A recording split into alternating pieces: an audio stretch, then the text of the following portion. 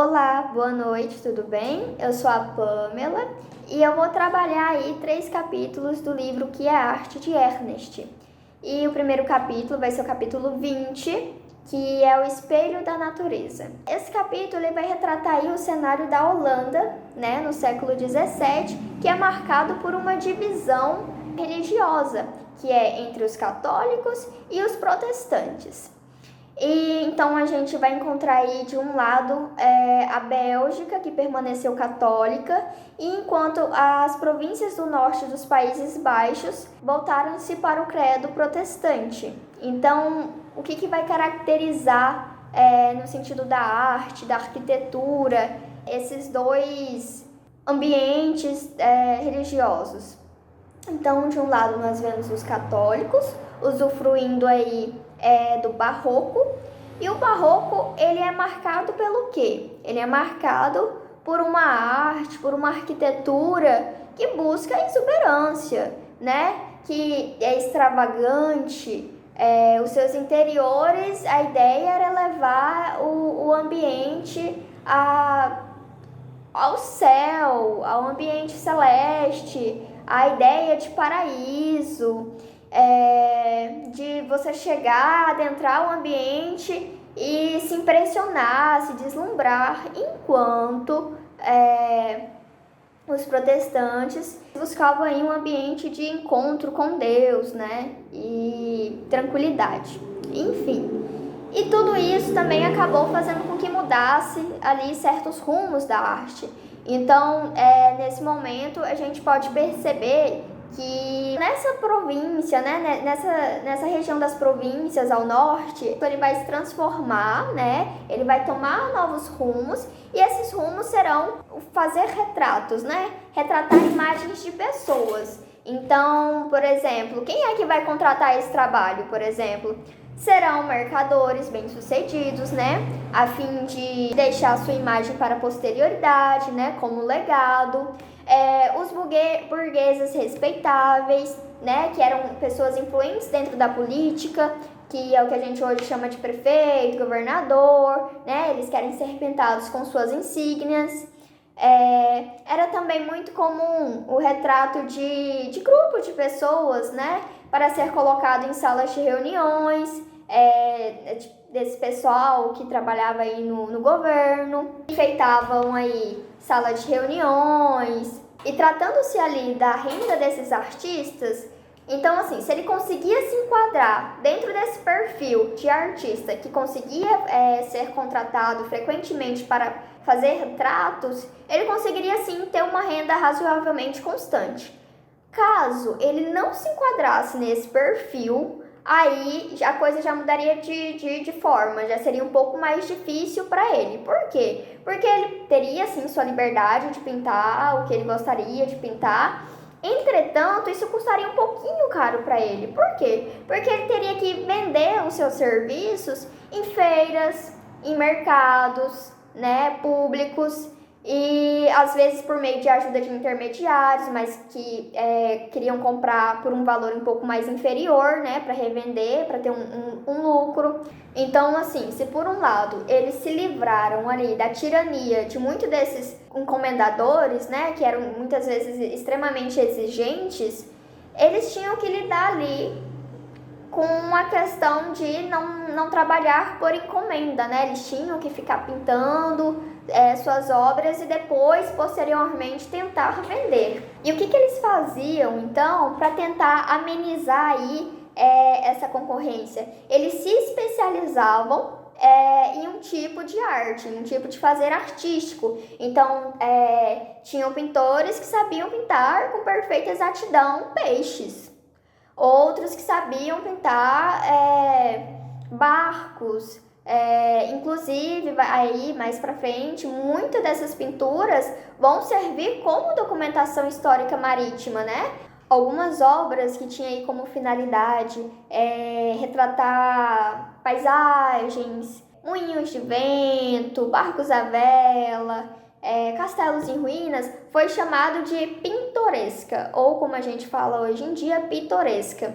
Então, citando aí um dos artistas não só dentro da Holanda, né, como o maior, mas de modo geral, um dos maiores artistas que a gente pode mencionar aí é o Rembrandt. Já peço desculpas caso eu tenha pronunciado de maneira incorreta. E um dos legados dele, uma das obras que ele deixa aí de maior, né, que ele deixa a gente mais impressionado, é sua própria autobiografia pintada.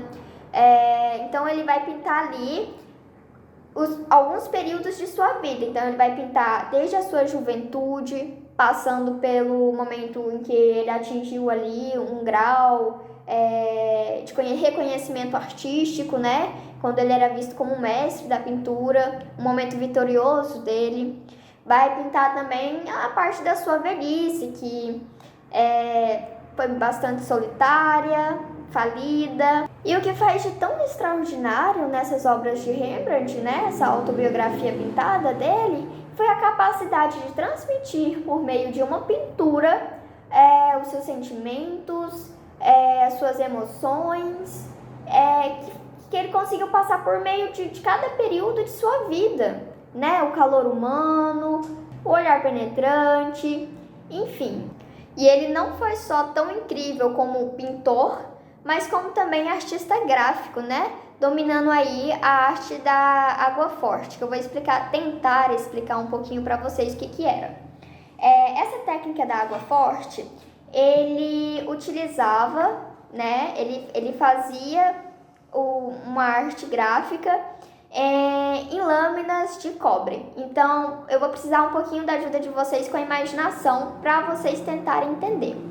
Isso aqui é uma placa de vidro, mas vamos supor que isso aqui é uma lâmina de cobre. Isso aqui é uma cera, vai representar uma cera, e essa caneta vai representar uma agulha. Então, como que funcionava? Ele pegava essa lâmina de cobre, né?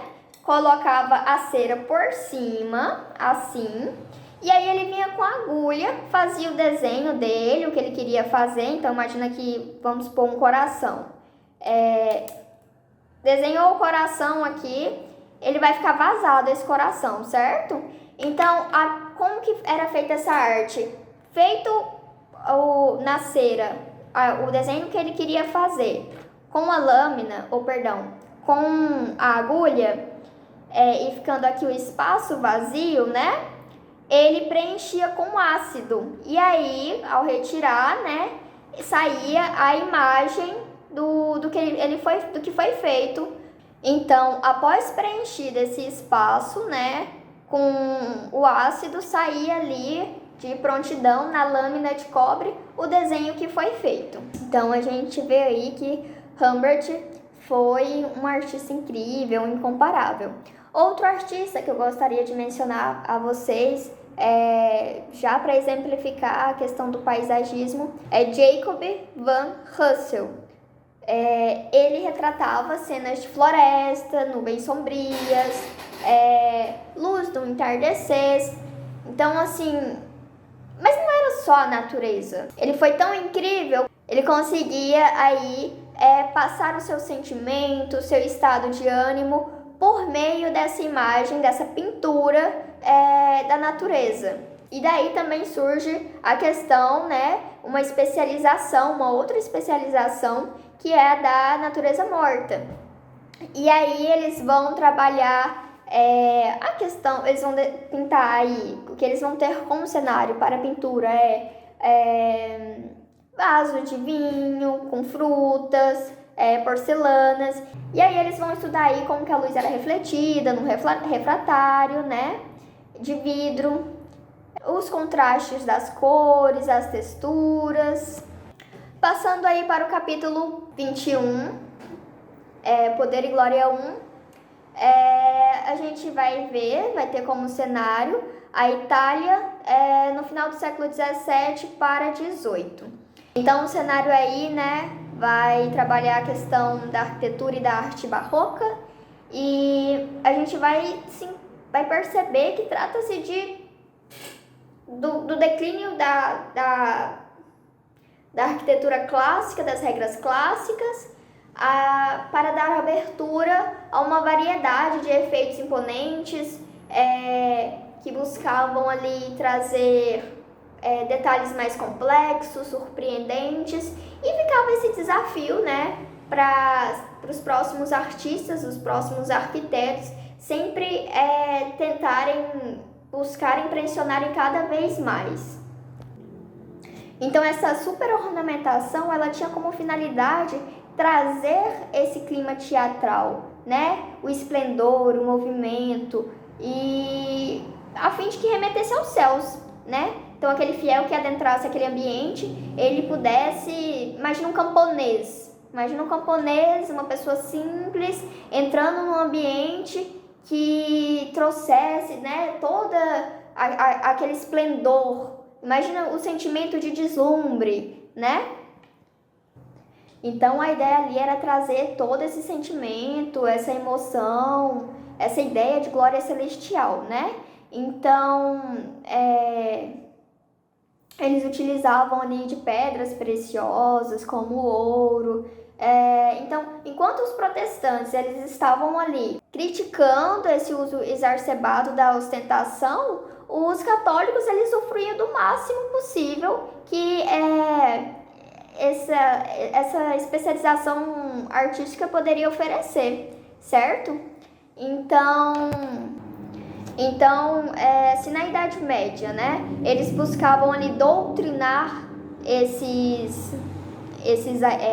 essas pessoas que não sabiam ler, agora a ideia era persuadir e convencer aqueles que já tinham lido demais, né? E ao adentrar esses interiores, as pessoas perdiam, né, a total razão do que era de verdade, do que não era, do que era ilusão, do que era real. E essa era a ideia mesmo. Então, Poder e Glória 2 vai retratar aí como cenário a França e a Alemanha e a Áustria no final do século 17 para 18. E aqui nós vamos perceber que o Barroco não só influenciou a Igreja Católica, como também os reis e os príncipes, né? Eles vão se exibir como seres superiores, né? Que governavam por direito divino e que eles estavam acima do homem comum. Luís XIV mesmo é um exemplo. Ele inclusive chama Bernini para ajudar em seus projetos arquitetônicos. A gente pode citar aí como exemplo de projeto arquitetônico, né, o Palácio de Versalhes, que é extraordinariamente bonito, exuberante. Eu vou colocar uma foto aí para vocês visualizarem. Tem o Palácio também do Príncipe Eugênio. E um ponto importante que a gente vai perceber é que muitas vezes a verba, né, para se construir, para se fazer essas obras, acabava antes mesmo de finalizar a obra. E outra especialização artística, né, que era muito usual, muito presente, né, nesse momento, era o Rococó. E no que o Rococó consistia? Em pinturas que visavam ali representar momentos felizes, né? Então, um piquenique, um sarau, que era o gosto ali dessa aristocracia francesa, no final do século XVIII. Aquilo que representava algo feliz, né? Sempre utilizando ali tons mais claros, enfim. É isso, gente. Muito obrigada.